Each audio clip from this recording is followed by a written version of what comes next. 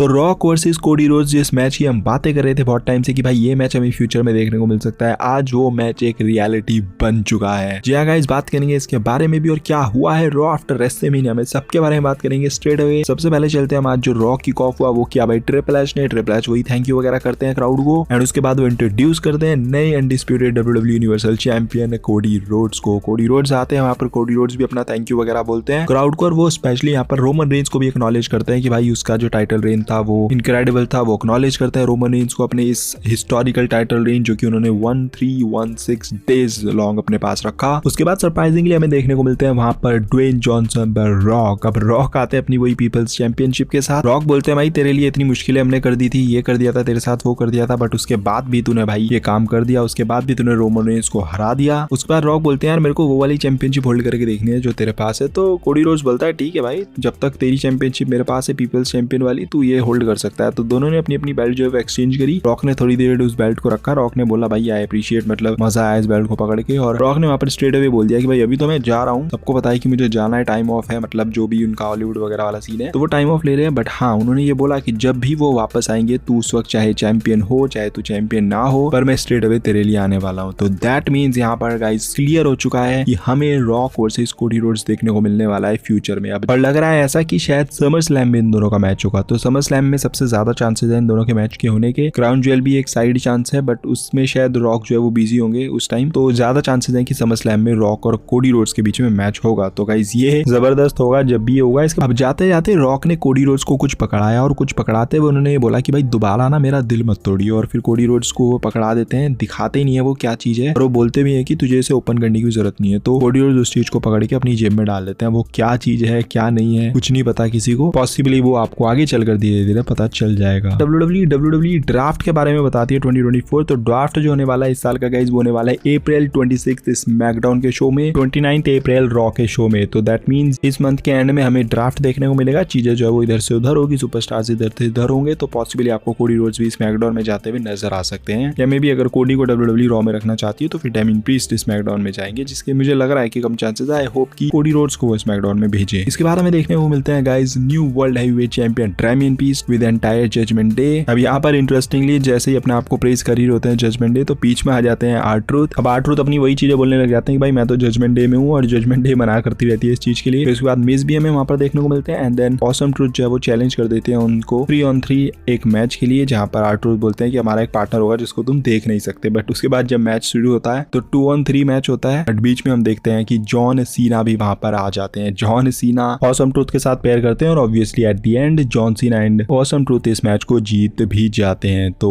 Raw after WrestleMania में आपको John Cena देखने को मिल गया, रॉक देखने को मिल गए, तो मतलब और क्या चाहिए भाई तुमको। इसके अलावा सेमी ज़ेन हमें देखने को मिलते हैं जहां पर वो अपनी आईसी चैंपियनशिप के साथ आते हैं, और वो थैंक्स वगैरह कर ही होते हैं, बट उनको इंटरप्शन करने के लिए आ जाते हैं काइसर और विंसी, और वो दोनों उनके ऊपर अटैक करने वाले होते हैं, बट चैट गेबल हमें वहां पर देखने को मिलते हैं। एंड ऑब्वियसली फिर एक टैग टीम मैच होता है जहां पर चैट गेबल और सेमी ज़ेन जीत जाते हैं। और इसके बाद हम बैक स्टेज में क्या देखते हैं कि सेमी ज़ेन चैट गेबल को बोल देते हैं कि तूने मुझे बोला था कि आई यू समथिंग, तो मुझे बताया तेरे को ये चैंपियनशिप चाहिए। तो फिर अब जो नेक्स्ट वीक का जो रॉ आने वाला है जो कि सेमी ज़ेन के होम टाउन मॉन्ट्रियल से होगी, उस रॉ में हमें देखने को मिलेगा Chad Gable versus Sami Zayn का match for the intercontinental championship. मैं थोड़ा सा ये सोच रहा था कि शायद चैट गेबल को डब्ल्यूडब्ल्यू हील में टर्न करेगी, बट वैसा नहीं हुआ। यहाँ पर स्ट्रेट अवे एक मैच ही करा दिया डब्ल्यूडब्ल्यू में। तो लेट्स सी अब जो रॉ आने वाली है अगले हफ्ते की, वहां पर वो मैच कैसा जाता है। ऑब्वियसली सेमी ज़ेन वहां पर तो नहीं आ रहेंगे अपने होम टाउन में, बट लेट्स सी कि क्या चैट गेबल हारने के बाद हील टर्न करेंगे, या फिर मैच के बीच में कुछ होगा, या कोई हील वाली टैक्टिक यूज करके वो जीतेंगे उस मैच को। तो वो देखना रहेगा इंटरेस्टिंग कि क्या होता है उस मैच में। इसके बाद मेन इवेंट में जो मैच था वो सेटअप था जे उसो, ड्रू मैकिंटायर, रिकोशी और ब्रॉन्सन रीड का, जहां पर जो भी इस मैच को जीतेगा वो नंबर 1 कंटेंडर बनेगा for the world heavyweight championship. अब इस मैच के शुरू होने से पहले ड्रू मैकिंटायर ने जो प्रोमो कट किया वाज अ बैंगर भाई, क्या ही वो प्रोमो था, मतलब मजा आ गया था। क्योंकि जो हुआ उनके साथ रेसलमेनिया 40 में वो सबको पता ही है कि क्या ट्रेजेडी उनके साथ हो गई, तो काफी इंटेंस वो नजर आ रहे थे उस प्रोमो में, और बहुत ही प्यारा प्रोमो था वो, जहाँ पर उन्होंने सेथ रॉलिंस को भी अप्रिशिएट किया उनके टाइटल रन के लिए। उसके बाद उन्होंने बताया कि सीएम पंक ने जब मैं उसके सामने कुछ करा था तो उसने कुछ करा नहीं, जब मैंने उससे नजरें हटा दी तो उसने पीछे से मेरे ऊपर अटैक वगैरह कर दिया, उसने मेरे को कॉस्ट कर दिया ये चैंपियनशिप। और money the bank brief case तो भाई जोक है, इसने लास्ट टाइम भी मतलब उनको कॉस्ट किया था, आपको याद होगा लास्ट टाइम भी वो ब्रीफ केस की वजह से हार गए थे अपनी चैंपियनशिप, एंड अगेन वो यहाँ पर ब्रीफ केस की वजह से चैंपियनशिप गवा चुके हैं। 5-5.5 मिनट करीब उनकी चैंपियनशिप रेन रही थी। उसके बाद मैच जब शुरू होता है तो मैच में हम देखते हैं कि ड्रू मैकिंटायर जीतने ही वाले होते हैं, क्लेमोर किक लगाने वाले होते हैं जे उसो के बाद सीएम पंक वहां पर देखने को मिलते हैं। सीएम पंक इंटरफेयर कर जाते जाते हैं, जिसकी वजह से जे ऊसो इस मैच को जीत जाते हैं और अब जे ऊसो बन चुके हैं number 1 contender for the intercontinental championship. तो चीजें यहाँ पर क्लियर है कि WWE ड्रू वर्सेस CM पंक की तरफ जा रही है और इधर हम क्या देख रहे हैं कि जे ऊसो अभी फिलहाल के लिए डेमन प्रीस्ट को चैलेंज कर देंगे for the world heavyweight championship. तो इस तरीके से शो जो है वो एंड हो जाता है। अब लेट्स सी आगे क्या जो चीजें होने वाली है वो कैसी होने वाली है। अभी ड्राफ्ट तक तो चीजें जो है वो थोड़ी ऐसी चलेगी रैंडमली, उसके बाद ड्राफ्ट में जब सुपरस्टार जो है वो उधर से उधर जाएंगे तब जो है वो एक नई चीजें जो है वो शुरू होगी। आई डोंट नो WWE इतना टाइम क्यों ले रही है ड्राफ्ट में। मुझे लगता है कि शायद अगले हफ्ते ही करा देते ड्राफ्ट तो ज्यादा सही रहता, बट इस महीने के एंड में होने वाले हैं ड्राफ्ट। तो लेट्स सी वहां पर कौन कौन से सुपरस्टार किधर विधर जाने वाले हैं, तो वो इंटरेस्टिंग रहेगा। बाकी आज का raw after WrestleMania was a banger, मतलब मजा है आज को शो को देखने में। मैंने तुमको बोला था कि पिछले हफ्ते वाली रॉ की वीडियो में कि अगले हफ्ते का जो रॉ होगा वो अच्छा हो सकता है, बिकॉज पिछले कुछ सालों से